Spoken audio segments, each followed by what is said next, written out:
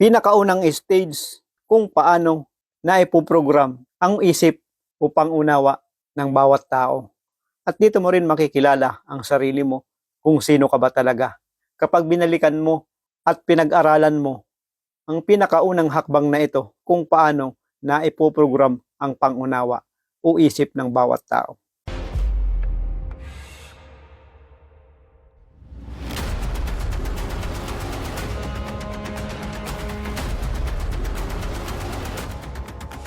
Mapagpalang araw, muli ako nga pala si Robert. Makakatulong mo o makakasama mo upang makilala mo ng husto ang sarili mo. Ito ang pinakaunang stage, parte o level kung paano naipoprogram ang bawat isip o pangunawa ng tao. Kung paano nakokontrol, kung paano naikukulong ang bawat tao sa invisible na kulungan. At itong unang parte na ito ay napakahalaga nito na dapat mong maunawaan o malaman dahil ito rin ang isang pinakaunang stage o pinakaunang parte na dapat na balikan mo sa sarili mo upang maunawaan mo ng husto ang purpose mo dito sa mundo at kung sino ka ba talaga. Bago tayo ipanganak, nasa sinapupunan pa man tayo, ay mayroon na talaga tayong mga naaalala o mga nararamdaman o pakiramdam. Nasa tiyan pa man lang ako ng nanay ko. Marami na akong naririnig, marami na akong naaalala ang vibration ng nasa palibot ko, unang sa magulang ko. At alam kong isa ka rin na naranasan mo ito. Ang isang bata, kapag ipinanganak na ito, ano ang pinaka-original na pagkakakilanlan niya? Walang iba kundi yung kung sino yung pamilya niya, sino yung magulang niya. Ibig sabihin, nito ay pure na pure pa ang kanyang puso. Pure na pure pa ang kanyang pangunawa, ang kanyang isip. Pure na pure pa ang kanyang awareness. Kaya kahit anong bata ang makita mo, kahit anong bata ang malapitan mo, nandun yung pagmamahal, nandun yung saya sa sarili mo. Dahil alam mong pure na pure pa ito, na hindi ka gagawa ng hindi maganda, walang ibang reaction ito kundi yung pakikipagrelasyon o connection sa'yo. At mararamdaman mo ito sa vibration kung ano ang tunay na purity sa kanila bilang mga bata pa. At kapag kapanganak ng isang bata, ano ang ginagawa ng naging batas na o naging natural na dito sa mundo? Dahil upang may magkaroon daw ng record, may pagkakakilanlan. At dito sa sitwasyon na to, doon mo na mauunawaan na ang nagbigay lang ng pagkakakilanlan ay yung mga magulang o yung sistema dito sa mundo. Di ba? Dahil sa sistema natin dito sa mundo, kailangan talagang magkaroon ng pangalan upang may pagkakakilanlan. Pagdating ng nagkaroon na ng pangalan yung isang bata, nabigyan na ng mga magulang, ay dito mo maaanalisa, maiisip mo ng gusto na kung hindi pala siya nabigyan ng pangalan, wala siyang pagkakakilanlan bilang may physical na katawan. Dahil yan ang original na kung sino ka at kung sino tayo. Wala kang pangalan sa iyong physical na katawan dahil ang original na kung sino ka ay isa kang awareness, consciousness, at ikaw ay walang hanggan. Ngayon, pagdating mo na binigyan ka na ng pangalan, ito na ang pag-uumpisahan ng image mo dito sa mundo. Ito na yung karakter na ibinigay sa iyo. Ito na yung ego mo. Dito na mag-uumpisa yung ego mo. Ito na yung karakter na dapat mong ingatan. Kahit sa mga magulang pa lang, mayroong magsalita o hindi magandang reaksyon sa mga anak nila, nandun yung reaksyon, di ba? Siyempre, puprotektahan mo yun, anak mo yun. At itong karakter na to, ito na ang pag-uumpisahan kung paano i-program ang pangunawa ng isang bata. Ang pagkakakilanlan ng isang bata, ang karakter ng isang bata. At dito na mag-uumpisang lumakas ang ego ng isang tao o isang bata. Nakadepende sa magpapalaki sa kanya, mga magulang niya, nanay, tatay, lugar ng kalalakihan niya, nasa palibot niya, ano man ang mga ginagawa at paniniwala, ito ang makukuha at ito ang maa-adapt. Kung ano ang sistema ng mga ninuno niya o dito sa mundo at ito ay mamamana. At dito na mag-uumpisa pag-program sa mga isang klase ng tao na to na nagawa ko na rin sa una kong video.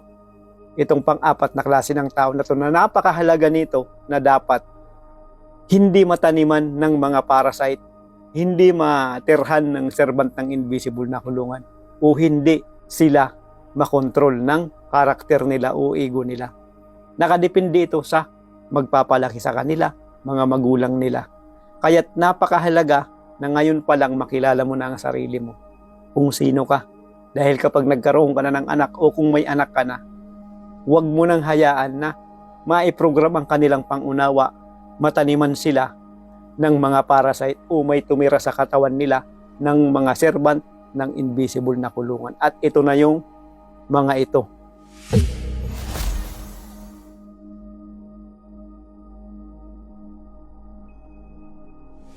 Dito sa stage na ito, sa pagkabata nila, ito ang napakahalaga, ito ang napaka-importante na dapat na hindi sila makontrol ng invisible na kulungan o hindi sila maikulong sa invisible na kulungan. Dahil sa na-adapt na kasi itong mga paniniwala, lugar ng kalalakihan mo, kapag hindi naging maganda o hindi rin bukas ang pangunawa ng mga magulang, ganun na ganun din ang mangyayari sa mga anak nila at mas matindi pa na maikukulong ng husto sila dahil sa habang tumatagal ay nag-i-evolve ang ego ng bawat tao na dapat na ikaw mismo ang nagkokontrol ng karakter o ego mo o image mo dito sa mundo dahil ibinigay lang ito sa yung image mo, karakter mo noong ipinanganak ka, noong bininyagan ka, noong binigyan ka ng pangalan. Kaya ito ang pinakaunang stage kung paano i-program ang mga gagawin mo dito sa mundo, paano i-script ang buhay mo. Dahil ang totoo, ang buhay mo ay scripted na yan. Nakadepende na lang sa'yo kung susunod ka sa script na ibinigay sa'yo. Ngayon, papayag ka ba sa anak mo ang masamang sistema o ang invisible na kulungan ang magpatakbo ng buhay nila? Dahil ang totoo, kung ano ang ginagawa ng karamihan, yun din ang gagawin nila kasi yun ang pag-script o pag-program ng masamang sistema o invisible na kulungan o yung nagkukunwaring mataas. Kasabay na yung mga maling paniniwala, mga kasulatan na hindi nauunawaan ang tunay na ibig sabihin. Kaya't lalong na ikukulong habang tumatanda ay lalong na ikulong ng husto ang bawat tao o bawat individual na makalimutan na yung sarili nila na sila ay tunay na consciousness at awareness at nagkaroon lang ng physical na katawan upang mag-experience dito sa mundo. Yang pangalan mo na yan, yan ang magiging kwento mo dito sa ilusyon na mundo habang may physical na katawan ka. Ngunit ang original na kung sino ka ay ikaw ay walang hanggan. Itong mga bata na to, yung pagiging purity nila ay napakahalaga. Nakadepende ito sa'yo. Ngayon pa lang, o kung may anak ka, huwag mo nang hayaan na maiprogram ang kanilang pangunawa, mataniman sila, may mga tumirang parasite sa kanilang katawan, makontrol sila ng invisible na kulungan. Mag-uumpisa yan sa'yo. Kaya napakahalaga ng stage ng purity ng pagkabata, ng mga bata. Kung paano ito palakihin, kung paano ito lumaki na hindi natitirhan ng mga parasite o pagmamanipula ng masamang sistema o invisible na kulungan dito sa mundo. Ngayon, paano ba ito nagagawa? Paano ba na ipoprogram? Dahil hindi alam ng mga magulang kasi nasa 1% pa lang mahigit ang tunay na mga gising na ang pangunawa at yung 90% ay talagang mga nakakulong sa invisible na kulungan. At yung natitirang porsyento, yung mga nagtatanong o hinahanap na talaga yung sarili, gusto nung makilala yung sarili. At alam ko kaya't nandito ka kasi kasama ka na dito.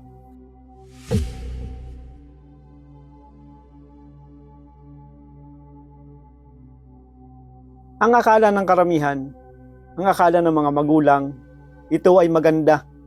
Natutuwa pa sila na gawan nila ng pagbibiro ang mga bata. Na kahit alam nila na wala silang intensyon na hindi maganda, ngunit hindi alam ng karamihan na ito mismo ang pinag-uumpisahan ng tumira yung mga parasite sa kanila habang lumalaki sila. Dahil sa mga ginagawang ito, bibigyan ko lang kayo ng mga ilang example kung paano tumira ang mga parasite o bakit lumakas yung ego o pagprotekta sa image o karakter nila o bawat tao o sa mga bata, kahit mga bata pa ito, kung paano ito natataniman. Ngunit napakarami nito. Unang-una, ito yung sa mga magkakapatid, lumalabas dito yung pagkakaroon ng favoritism. Yung pipili lang nila ng mga magulang kung sino ang mas gusto nila sa anak nila kung maraming anak. Ganon din sa minsan tinatakaw mo yung isang bata, iniinggit mo yung isang bata upang asarin, upang paiyakin. Kahit biro ito sa inyo, hindi mo nyo alam na yan mismo ay tatanim sa kanyang pangunawa, sa kanyang puso at sa kanyang pangunawa, sa kanyang isip na mag-umpisang lumabas yung pagkakaroon ng hindi magandang nararamdaman sa damdamin nila at sa isip nila. Mga biro ito na ang akala ng mga magulang ay wala lang ito o kaya mga kapatid o mga nasa palibot nila na hindi nila alam ito mismo ang pinaka pagbukas ng pintuan upang papasok yung mga serbante invisible na kulungan upang tumira sa kanilang katawan. Kaya lahat ng mga ito, nag-uumpisa itong mga kasakiman, pagkikipagkompetisyon sa kapwa, paghihingi ng approval, takot, ay nag-uumpisa ito sa mga ginawa nyo sa isang bata o kung paano nyo ito pinalaki, kung paano nyo ito iminulat, kung paano nyo ito binigyan ng kaalaman dito sa mundo. Kaya paulit-ulit na nangyayari na may tumitira sa mga bata habang lumalaki sila ng mga parasite dahil sa mga nagpalaki rin sa kanila o mga magulang nila na hindi nila alam na yung mga ginagawa nila na akala nilang biro ay ito pala mismo ang mga dahilan kung bakit tumitira o nagbabago ang pangunawa ng bawat bata. Dahil sa kung ano ang ginagawa ng karamihan ay na-adapt ito, nagagaya ito. Kaya napakahalaga o napaka-importante sa panahon o stage na ito, magabayan ng husto ang mga bata. Magabayan ng husto ang kanilang pangunawa. At isa pa na nagdudulot o nagbibigay ng hindi maganda sa mga bata kung paano sila na-ipoprogram, kung paano sila nagkakaroon ng takot, ito na yung paghihingi ng approval. Minsan may mga gustong gawin ng bata bilang sa pagiging creative niya. Nasa kanya pa yung pureness niya. Wala siyang ibang gawin, alamin ang gusto, mag-create o mag-experience. Ngunit bilang magulang dapat nandito tayo upang maging guide o protection upang hindi na magawa na ng ilang individual na marami ng mga nakatirang parasite o mga wala ng kaluluwa. Ngunit minsan hindi alam ng mga magulang o mga nakakatanda na sila rin mismo ang pinag-uumpisan mag-umpisa sa kanila yung takot. Dahil yan na nga yung sistema. Ang sistema ay gumagana dahil sa pananakot, pagkontrol sa karamihan. Kahit sa mga paniniwala, nandun na yung napakabata pa, nandun na yung takot sa kanila na sinasabi na hindi na daw mapupunta sa langit, sa impyerno daw mapupunta ng mga gawa-gawang kwento, mga gawa-gawang salita. Kaya bata pa lang sila, nandun na sa kanila yung takot. Ano man ang mga napapanood, maaaring mapanood na kailangan ng guidance ng magulang ay nakikita nila ito. Ito mismo ang pinag-uumpisahan ng mga parasite na tumira sa kanilang katawan o mga servant ng invisible na kulungan dahil sa kung ano yung mga nakikita nila, mga napapanood nila. Kapag hindi nyo ito na ipaliwanag sa kanila ng maayos, mababago ng husto, maipoprogram ng husto ng sistema ang kanilang pangunawa. At naranasan ko rin ito noon, ngunit naunawaan ko ng gusto na minsan may mga gustong gawin ang isang bata at minsan dahil sa kagustuhan ng mga magulang, ang sinusunod talaga nila yung gusto ng mga magulang, hindi yung bata na kahit alam naman nila na hindi naman masama yung gusto ng isang bata kaya gusto lang talagang maglaro kasi ang mga bata ay ganyan talaga yan, hyper yan, gusto niyan kasiyahan sa sarili. Pure sila, puro lang masaya. Ang iniisip niyan, puro lang kasiyahan, curiosity, gusto nilang alamin ang kung ano-ano. Ngunit may mga magulang talaga na di nila alam na ito rin ang pinag-uumpisahan, yung pag-control sa mga bata. Once na kinontrol mo yung anak mo, sa bawat galaw niya, dito nalalabas na matataniman o may titira rin sa kanyang servants dahil sa ginagawa mo. Ito na yung mawawalan na siya ng desisyon sa sarili niya, mawawalan na siya ng diskarte sa sarili niya. Dahil bata pa lang siya, na-program mo na ito sa kanya, ikaw mismo ang nag-program sa kanya dahil sa hihingi siya lagi sa iyo ng approval. Hanggang sa kung anong ginagawa ng karamihan na nag-aral sila, dahil sa ayon sa sistema natin dito sa mundo ay kailangan talaga mag-aral. Kapag hindi ka nakapag-aral, kung ang pagkukuhanan mo ng income upang mabuhay ka ay para magtrabaho, kapag hindi ka na mag-aral, lalo mong mararanasan ang sama ng sistema o ng kung paano magmanipula ang invisible na kulungan kasi hindi ka nakapag-aral. Kaya napakatindi ng pagmamanipula ng invisible na kulungan o ng masamang sistema dito sa mundo. Ngunit dapat gagawin mo yung pag-aaral nang hindi ka nahihirapan. Hindi nahihirapan yung anak mo. O kahit sa mga nakapalibot sa kanila, yung mga ginagawa nito, mga sinasalita, panggugulat o pananakot upang kontrolin o magsunod-sunuran lang yung bata sa kanila dahil mas matanda sila, ito mismo ang pinag-uumpisahan na tumira sa kanila yung mga parasite o servant ng invisible na kulungan. Dahil sa bata pa lang sila, nandun na sa kanila kaagad yung takot. Takot na mapagalitan ng magulang. Takot na mapunta daw sa impyerno na hindi naman totoo. Takot na kung ano-anong mga paniniwala. Napakabata pa lang nila nagkaroon ng guilty sa sarili. Kaya habang tumatanda sila, yung ego nila o yung karakter lalong tumitindi kasi ito rin ang ginagawa ng karamihan. Kaya hanggat hindi ito nalalaman ng nakakatanda, hindi nagigising ang pangunawa o espiritu ng nakakatanda, ay paulit-ulit lang ang mangyayari sa magiging angkan nila. Ano ang kasunod? Pagkakaroon ng worry dahil sa mga naitanim na parasite. Ito na yung pakikipag-competition, hierarchy, pakikipagmataasan sa kapwa. So bata pa lang sila, nandun na kaagad yung ganitong parasite na itatanim na sa kanila. At ito na yung bata pa lang sila, nagkakaroon na sila ng masamang stress, lalong-lalo na sa emotional stress dahil ang bata ay napakasensitibo niyan. Simpleng biro mo lang sa kanila, simpleng pagbibiro lang natin sa anak natin, simpleng pagbibiro lang natin sa pamangkin natin o kapatid natin na maliit upang paiyakin. Hindi mo alam na ikaw din mismo ang nag-umpisa na i-program ang kanyang pangunawa, ang kanyang puso, ang kanyang isip dahil sa mga ginagawa mo na akala mo ito ay biro lang, na akala mo ito ay normal lang dahil ginagawa ng karamihan. Hindi mo alam na nakasakay mismo dyan ang pagmamanipula, pagkontrol ng masamang sistema o invisible na kulungan dito sa mundo. So ang pagbibiro, wala itong masamang, ngunit dapat kailangan mong ipaliwanag ito. Lagi mong ipaliwanag sa mga bata. Ano man ang ginawa mo, biro man ito o kung nakagawa man ito ng naging mali talaga, may reaksyon na hindi maganda, ay kausapin mo ang bata, lagi mo siyang kausapin kasi mauunawaan ka niyan. Hindi yung sa mga magulang na basta na lang pinagsigaw-sigawan, pinagalitan, ngunit hindi alam ng mga bata kung ano ang dahilan o bakit nangyari ito, bakit napagalitan siya, may masama ba siyang ginawa. Kaya ito mismo ang pinag-uumpisahan ng kanilang takot, ng kanilang guilty sa sarili, ng kanilang nararamdaman na hindi maganda o yung ego nila ay tumataas, yung pride nila ay tumataas o kung paano nila protektahan yung image o karakter nila dahil nga sa nasa palibot nila o kung paano sila pinalaki. Kaya't napakahalaga kung paano natin turuan, imulat, i-guide ang mga bata. At dito sa stage na ito, sa pagiging purity ng bata ay dito mo balikan yung sarili mo. Di mo ba ito naiisip na ipinanganak kang walang pangalan? Nagkaroon ka lang pangalan dahil sa ito ang sistema. Binigyan ka na ng pangalan, yun na ang pinoproteksyonan mo. Ngunit kung babalikan mo yung sarili mo, nasa tiyan ka pa ng magulang mo. Sino ka ba nung hindi ka ba binibigyan ng pangalan mo? Wala ka pa sa labas. Wala ka pa dito sa mundo. Di ba? Pangalan mo lang yan habang may physical na katawan ka.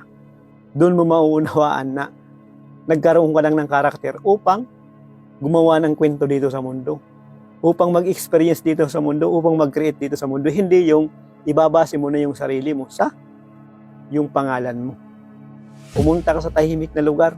Unang-una kilalanin mo dyan sa sarili mo na ang tunay na pinagmulan ay nasa sayo. Ikaw at ang true source ay iisa. Parte ka niya, pumunta ka dito upang mag-experience, mag-create dito sa mundo. At yung physical na katawan mo yun, magkakaroon ng pangalan nung pagkabata mo, noong bininyagan ka, upang yun ang pagkakakilanlan mo dito sa ilusyon na mundo. Ngunit hindi ikaw yun. Istorya mo lang yun, kwento mo lang yun dito sa mundo. Hindi para magsamba kung kanino man na humihingi pa sa porsyento mo. Dahil hindi ka alipin. Nagiging tingin mo lang alipin dahil na-program lang yung sarili mo. Kailangan mong magbigay ng kung ano-ano. Kailangan mong mag-submit sa kung kanino. Kaya, ibig sabihin pala na ang tunay na pinagmulan at ikaw ay iisa, ay hindi mo kailangan ng approval ng kahit sino man. Dahil ang totoo na sa atin ng bawat isa ang kalayaan. Nandito lang ako upang ibahagi ko to sa'yo, ipakilala ko sa sayo. Dahil ang tunay na pinagmulan at ako ay iisa. Ang tunay na pinagmulan at ikaw ay iisa. Ang true source at ikaw ay iisa. Nandito lang ako upang ipakilala ko sa sayo.